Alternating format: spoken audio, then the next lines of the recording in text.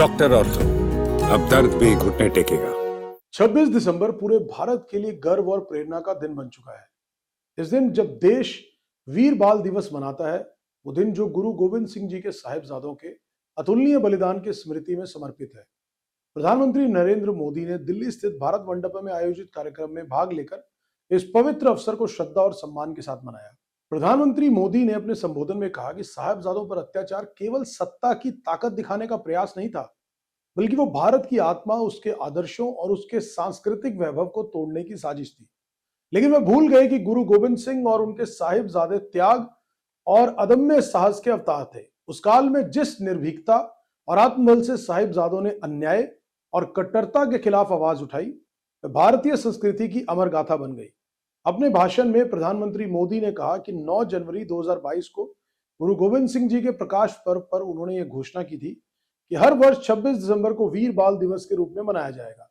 इसका उद्देश्य है कि आने वाली पीढ़ियों साहिबजादों के बलिदान से प्रेरणा लेकर भारत के आत्मबल और आत्मगौरव को सदा जीवित रखें। उन्होंने कहा कि भारत अब यह ठान चुका है कि गुलामी की मानसिकता से पूर्ण मुक्ति प्राप्त करना ही है।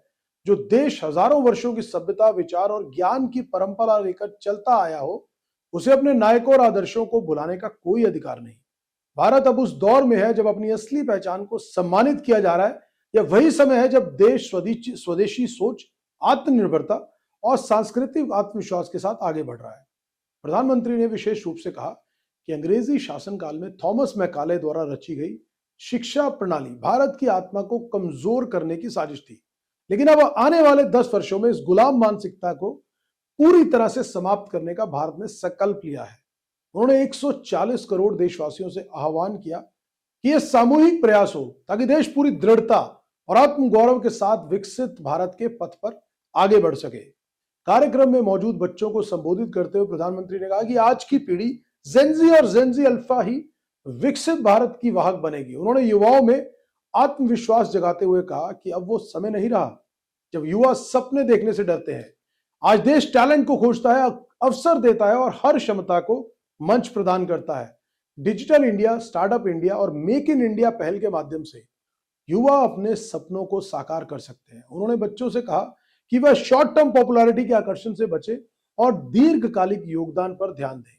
उनकी सफलता तभी सार्थक होगी जब वो देश की सफलता से जुड़ जाएगी। यह संदेश प्रधानमंत्री की उस दृष्टि को प्रकट करता है जो हर बच्चे में भविष्य को राष्ट्र निर्माता को देखती है। प्रधानमंत्री मोदी ने कहा कि बीते 4 वर्षों में वीर बाल दिवस एक नई परंपरा के रूप में स्थापित हो चुका है। यह केवल स्मरण दिवस नहीं, बल्कि एक जीवंत आंदोलन है जो युवा पीढ़ी को कर्तव्य, साहस और धर्म के प्रति सजग बनाता है। हर वर्ष ऐसे बच्चों को प्रधानमंत्री राष्ट्रीय बाल पुरस्कार से सम्मानित किया जाता है जिन्होंने किसी न किसी क्षेत्र में असाधारण कार्य किया है। यह परंपरा साहिबजादों के आदर्शों को युगानुकूल रूप में आगे बढ़ा रही है। उन्होंने कहा कि साहिबजादों की शहादत हमें यह सिखाती है कि धर्म और सत्य के लिए संघर्ष कभी व्यर्थ नहीं जाता। उन्होंने मात्र अपने समय की नहीं बल्कि आने वाली पीढ़ियों की रक्षा की थी। यही कारण है कि भारत आज भी उस बलिदान को श्रद्धा से याद करता है।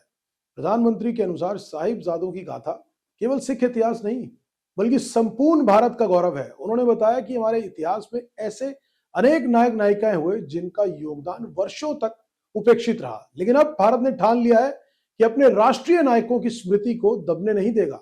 देश अपने अतीत के गौरव को पुनर्जीवित कर रहा है।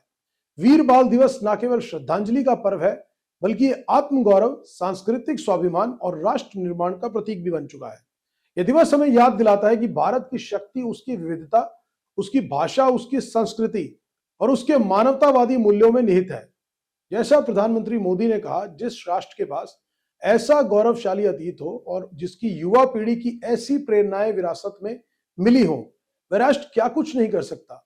ये पंक्ति आज के भारत की आत्मा को सटीक रूप में व्यक्त करती है।